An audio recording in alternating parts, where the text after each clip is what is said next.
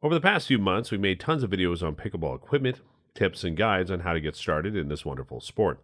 More and more people will be interested in learning about and trying out pickleball as its popularity increases. It is therefore essential that we discuss proper pickleball etiquette or how you should conduct yourself while playing the game. When you first step foot on the court, you might feel a little confused about what to do and how to play. We've been in situations where we've done something impolite or disrespectful and it was embarrassing.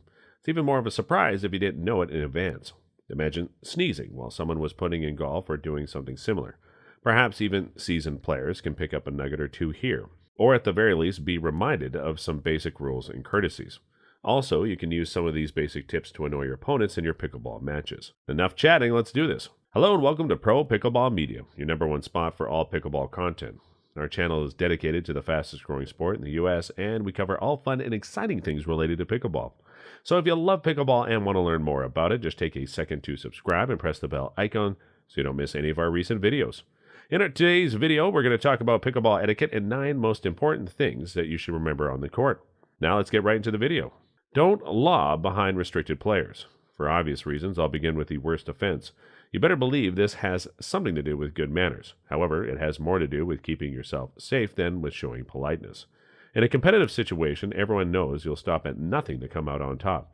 So be it if that means throwing behind slow players or those who can't really sprint after a pass. However, this behavior is seen as exceedingly rude, cheap, and unpleasant during recreational play.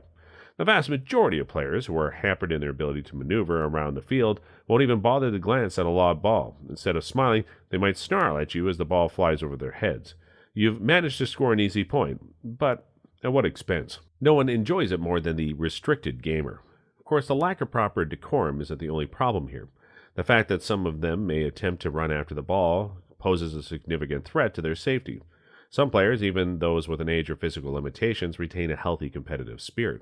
Even if most of them are aware they shouldn't try, some of them still do. No need to bait them with a lob, even though it is their choice whether or not to run for the ball. A few elderly people have fallen at the places I play. The thought of it gives me the creeps. It's something that I never want to witness again. When throwing behind players who are unable to freely move around the court, please think again. It's not only rude, but it could also cause physical harm. Call out the score loudly before you serve. Having the sense of being in the groove or in the flow is something everyone can relate to. Even in pickleball, this can occur. When we're on a winning streak, we often get carried away and forget to call for the serve. But for some, this is incredibly frustrating, and it can lead to people losing track of the score. It's easy for anyone, from newcomers to seasoned pros, to get confused by the 3 separate numbers. In fact, the score always seems to be the one thing that causes the most trouble for my starting students. This is why it's so helpful to have a fresh start with every serve. In order to keep things on track, please announce the score aloud. Meet at the net after a game. If you're a pro, you know about this already. In the first stages, though, this is how most games end. And I do mean every single game. It's quite impolite to avoid meeting online. If you walk off in the middle of a game, no one will want to play with you again. When 2 players meet at the net, they often high-five each other by extending their paddles. Simply making contact with the paddle is sufficient. The handle of the paddle, rather than the face, is displayed by certain players. Some players avoid taking risks that would chip or break the paddle's face or edge guard, and that's why. The paddle face is the most popular choice. However, you should pick whichever is most natural for you. Wait until everyone is ready before you serve. The official tournament rulebook addresses this issue, but I will be discussing it in the context of casual play. In tournament play, once the score has been called by an official, the server may begin as long as the return server is not displaying the not ready signal. You should know better than to expect this kind of behavior in a friendly game. However, there are situations when people serve when it's obvious that the opponent isn't ready. It's not uncommon for stray balls to make their way onto the court, or for a player to run up to a stray ball and kick it out of play. Don't serve someone who's engaged in such behavior. Although serving would not be illegal at this time, it would be polite to wait. Now, before we move ahead to talk about more game-changing pickleball tips, please take a second to like this video and subscribe to our channel so that we can keep bringing more informative pickleball content to you. Your little contribution means a lot for us. Congratulate opponents on amazing shots. As you play pickleball, you'll see shots that seem to line up with the movement of the planets. Those around me have done some wild things I'll never forget. You name it, and the players can do it. Serves that land in the top corner of the receiver's court, shots around the post and between the legs. Incredible photographs are occasionally posted and almost always merit praise.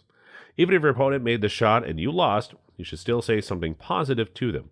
Don't be a person who just stands there and says nothing after a spectacular play is made. Ball management. Pickleball moves at such a frantic pace that it's easy to lose track of the action. Indeed, the pickleballs themselves. This one isn't quite as concerned with good manners as the others, but I still consider it vital. Here's a quick checklist of considerations for handling the ball effectively. If the ball is on your side of the net and needs to get to your opponent, don't fumble and toss it back over. Ensure that your opponent receives it. Try to keep your wits around you. This eliminates the constant need to go on a ball quest. Ball hunting is a necessary evil, so pull your weight and do it too. Say thanks if someone goes above and beyond to locate a ball for you. Don't give people lessons on the court. Unless you want them, that is. Pickleball's inclusive nature means that players of all skill levels root for one another's improvement. The good news is that, however, there's a threshold that you must not cross. The vast majority of visitors to a recreational pickleball court are not serious competitors. They could care less if they get better or if they lose. Trying to teach children new skills on the court can be a difficult and annoying experience for them.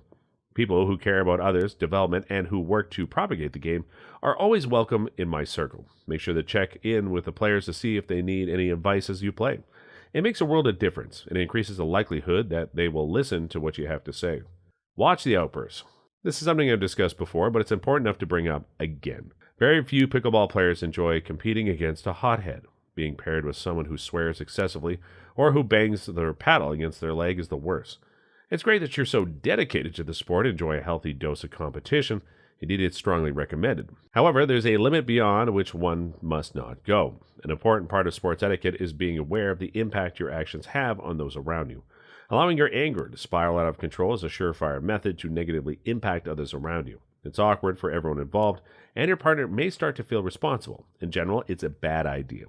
I can absolutely relate to someone like you. When I was younger, I was exactly like this. It would feel like the end of the world if you kept missing greens and landing in bunkers. Realize that you aren't in a playoff game and play like it. You're accountable for the impact of your actions have around you. Be aware of time used on the court. This rule is especially crucial if you're giving your performance in a busy place. I've seen lines that extend 5 or 6 games deep at many venues. If there's a big line of people waiting to play, you should not waste time on the court. Why not have some fun on the court while you wait in line? Well, typically a humorous remark or light banter follows a lengthy statement. There's certainly no problem with that. However, things change drastically when you're teaching someone the ins and outs of service. It's courteous to help out new players when you're on the court, but not when they're waiting. On popular nights, pickleball courts may limit games to 9 points instead of 11. It's crucial that these rules be followed. Respecting other people's time by sticking to these rules is the polite thing to do. You shouldn't stall the game for anyone, so watch how slowly you're going. So, what is your most favorite shot to play in pickleball matches? Tell us in the comments. Also, don't forget to like this video and share it with your fellow picklers. Also, if you love pickleball, then make sure to watch this next video on our channel. Thanks for watching. Bye.